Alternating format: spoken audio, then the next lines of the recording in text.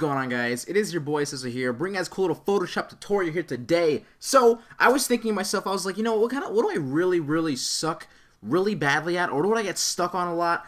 And it's text for me, text variations. Here's another tutorial for you guys. I know you guys absolutely love text variation tutorials. I think everyone I've had so far, I got at least like 10k views, which is pretty awesome, which means you guys really do like them.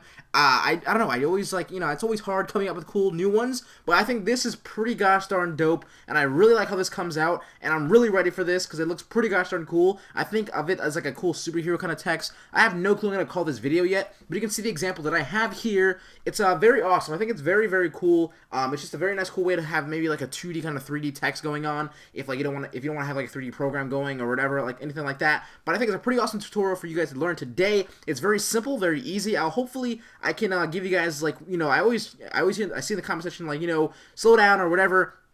I understand that. I really do, and I'm trying, but at the same time, I don't know, I just go with it. I just go. So anyway, let's get started right away. Don't forget, guys, 200 likes on the video equals a secret download below. I will put the PSD of this little banner here as well. For just, you know, purposes if you guys wish to just have, like, you know, if you want to like go through it and just see all the layers and stuff, layer styles, whatever. But I'm also gonna do the same exact thing in the video here today, as well as a way for this to work. You should have a nice background of, like, you know, something with high contrast, nice color. That way you put things on overlay, like if you put like a white layer or a white shape on overlay, that way it comes out looking like this, very nice and cool. Other than that, today I think we're pretty good to go. So, also, what I did, guys, oh my gosh, I just want to tell you guys really quick, why not, right? My channel, I can talk about whatever the hell I want. I actually ordered a completely new setup for myself, and I cannot wait to show you guys. I'm going to have like a full-on video. Maybe next Friday I should have it. That's kind of when I get all my stuff as well. So, if I don't have it on Friday, maybe like the Monday upload, I'll have like a cool thing.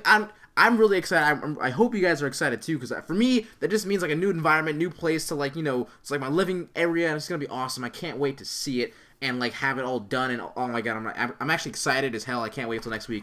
All right, so cool. Let's go in here today. All right, so pretty much, of course, to start off, I would say have a nice font, and I'm gonna go with the Kenyan Coffee font.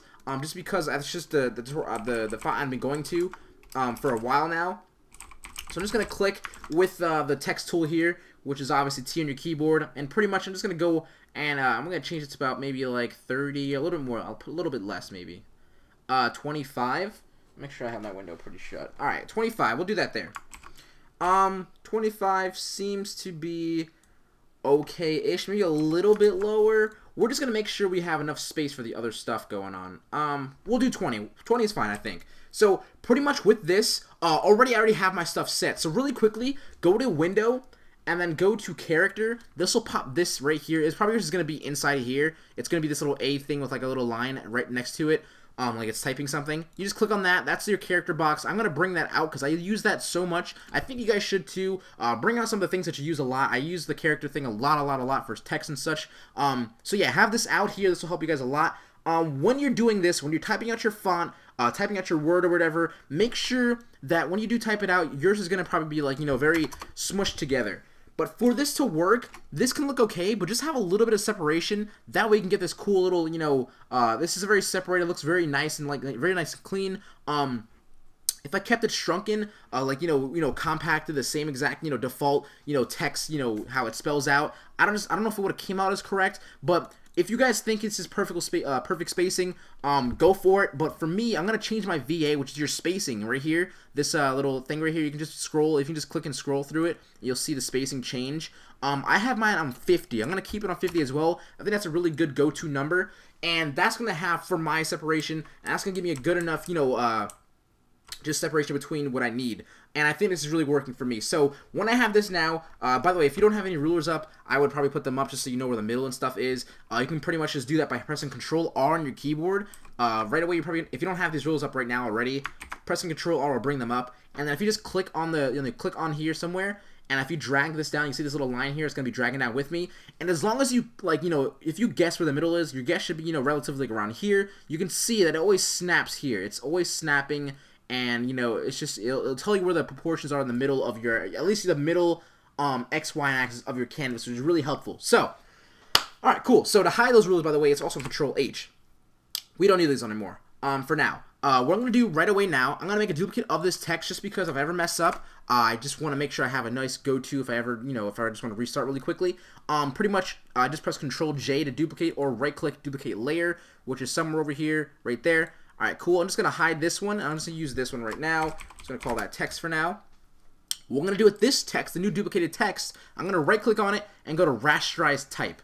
With this will allow me to actually press Control T and actually bring up the free transform box right here. I'm pretty sure you guys know about this already. If I right-click on this box here, this will bring up the, obviously you have free transform, scale, rotation, skew, distort, and perspective. I'm going to be clicking on the word perspective here. When I do click on this word perspective, this will allow me to select a point on each of these sides or whatever. This will bring it so that it's going to give me like a perspective like going like this. If I just click on this point and move my mouse left or right and give me like a new cool little angle here, and this is very dramatic, but I'm just saying the reason why I made you rasterize it is just because I can show you really quickly. If I try to do the Control T, right click, I will not be able to click distort and perspective, and I'm going to be using the perspective one for this tutorial, so that's why I rasterized the layer. Alright, cool.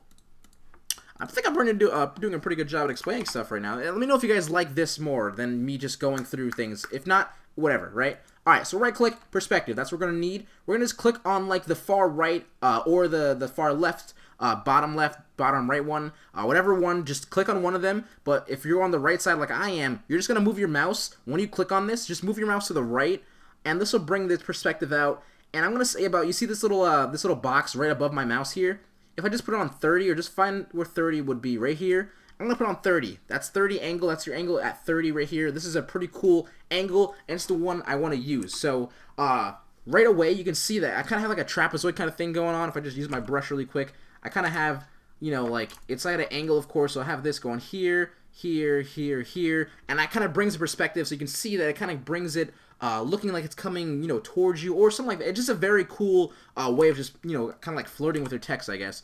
What I'm going to do right now is I'm going to make a duplicate of this new little perspective tutorial text here. So I can press Control J, or I can just hold Alt and then just click on the canvas here while this is selected, and I can just drag my mouse down, and this will bring another duplicate as well. With this now, I'm going to go ahead and press Control T again for the free transform. I'm going to hold Shift. Make sure you hold Shift while you click in the corner, so that way when you actually scale things up and down, it keeps the proportion, doesn't mess anything up. So if I'm not holding Shift, it kind of like I can do this, and I don't want to do that. If I try to find the middle again, it'll look different, but if I hold Shift, it'll automatically snap for me and always keep the proportion. So with this, when I hold Shift, I'm going to, right away when I move a little bit, I'm going to see where my width says, which is that box right above there, the W and the H. I'm going to be looking at the W. It says 2.74 or 2.75 really. What I'm going to do is just go one below that. So I'm going to go to 1.75, which is about here, so, right? There we go. We'll just do that right there. And this is basically a good half of this one text right here. So this is a good half. And with this, I'm just going to drag this all the way down so it touches the bottom of my canvas here that I'm working in. And this is going to set us up for the really cool effect here. So now that you guys have this going on, right away as well, I'm going to actually make another duplicate of the first layer. This is our 2D main layer. This is our bottom. We're going to blur this in a second. Blur layer. We're going to need another one. We're going to need a Control J. We're going to duplicate this this one again. And we're going to drag this down just a little bit, maybe about 5 points, like just 5 clicks on your mouse. So 1, 2, 3, 4, 5. On my little mouse pad, arrow keys here. I'm going to change this mode to overlay.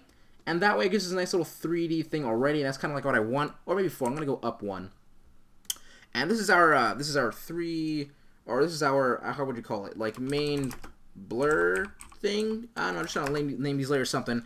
With this little duplicate on the bottom, we're gonna go to Filter, Blur, Gaussian Blur. I'm just gonna blur it about 0.5, just so it's not as sharp as the other one. And this gives us already like a really nice 3D kind of thing going on here. You can see that right away. It kind of gives that feel. So what I'm gonna do now is the whole entire like effect part. So what I'm gonna do is I can group all this stuff together. So if I just hold Control and click on each layer, I can just press Control G now and group the layers together, and we'll just call this text. Alright, cool. With this, I'm going to make a new layer, and I'm going to go ahead and use my pen tool here, and this is all you're going to be using for the rest of this tutorial. Pretty much what we're going to do here is, basically you're going to have obviously different letters than I have. I have the obvious letters T-U-T-O-R-I-A-L for tutorial. Whatever letters you have, just basically what you're going to be doing is you're going to make like a cool like little, I'm just going to think of maybe like a laser thing coming down like aliens or whatever, coming down from one point to the T that we have as our main text to the other T that we have on the bottom text. So we're going to blur later on. But what I'm going to do is I'm just going to go to the bottom left here, the bottom left of my letter, which is perfectly fine to go for. You can do the same exact thing when you're doing yours. Click where the bottom letter of your, the bottom left of your letter, and click also the bottom left of the letter on the bottom as well. And now basically you want to go to the top right. Don't click straight to the top right because it's going to give you like, we don't want to leak any other extended or extra layer light that we're going to give in a second. Please just go through the letter just like so. Just go through the letter and then click on the top right so that there's nothing going through, there's nothing on this side. We only want things coming like emitting this way. So now that I click on the top right over here, I'm going to click on the top right over here as well on the other T, and I'm going to go through again, and I'm just going to connect it. There we go. We have, see what I just did there? I'll do it in a second, of course, for all the other layers. But with this, now that I have this connected, I can right-click on my canvas, go to Fill Path, drop down, use the color white here, press OK, and then pretty much you have this white canvas now on this shape that you just created. We can right-click, Delete Path, and we'll just go ahead and select the layer, and make sure you set our layer from normal to overlay, and this is what we want here. So you can see what I did here. I'm just going to zoom out. I just took this shape that I made, and like I said, I didn't want anything on this side. I just want everything coming on this way, so it looks like it's coming down, and it looks really nice and clean. We're going to do this for all the letters, so I'm going to do this pretty quickly, but you can see here, I'm always going to start from the top left, or the bottom left, excuse me.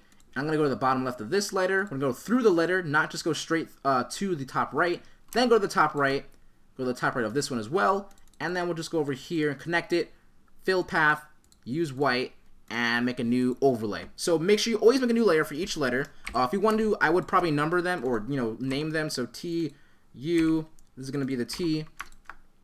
Boom, just like so. Go through. I'm doing this pretty fast. I'm not doing terrible though. And this is like you don't need any like crazy tips with the pen tool. Basically, you just want to just click once, of course, at your bottom left. You click on the other one on the bottom left. So right here. You go through the letter, go to the top right, and then go to the top right of the O over here, and then you want to go through it. If you really want to, I'm going to actually go all the way around like this. I'm going to have like the middle have a little bit of light as well. Why not, right? Fill, and there we go. Put it on overlay. I'm going to do the same thing again as well for the R and I and the L. What this is doing, by the way, you can see that all these letters have like these really cool little overlays on another overlay, which is pretty awesome. But obviously the O and the R is not going to, because at this moment in time, you're going to see that the angle's changing now, so it's all going to be going this way rather than this way. It's going to be like this, right? Just so you can see my pen tool, these four letters are going this way. These four letters will be going this way, so this is why it's going to be changing in a second, and these two are not going to have like what these have. So that's okay, but right here, just do like that. This is the R, put it on overlay, make another new layer, take the I now, and we'll go to this I over here, but these other four letters will have like the whole thing that the other things have, and put it on there, put this on I, and the last two, by the way, what I'm doing now is I'm starting from the top left rather than the bottom left, just because this is going at a different angle. So just make sure that you know that's what's going on. I'm gonna actually go through here just to give it a little more character to the A. We'll actually go through it again as well this way. Why not? Just see what it looks like. If it looks bad or whatever, I'm just gonna keep it. It doesn't look terrible. It doesn't kind of match going on with everything. It doesn't make any sense either if I do this. So I'm actually gonna go through it because I'm gonna keep what I said before. It doesn't look correct if I don't. We'll go to this, and then we'll go this way. And then we go here, fill the path, white, and then overlay. And then the last one, until we go to something else, is the L. Just like so. We'll go through it, bottom right, and then connect. All right, cool. Fill path, right-click, fill path, and then on overlay. Sweet. All right, so pretty much, I was going to say quickly, but I think this is pretty good. All right, cool. We have exactly what we had before. That's awesome. So far we have like the setup of doing something that looks like this. And this is, we just did this part. So you can see the other thing we did is right here.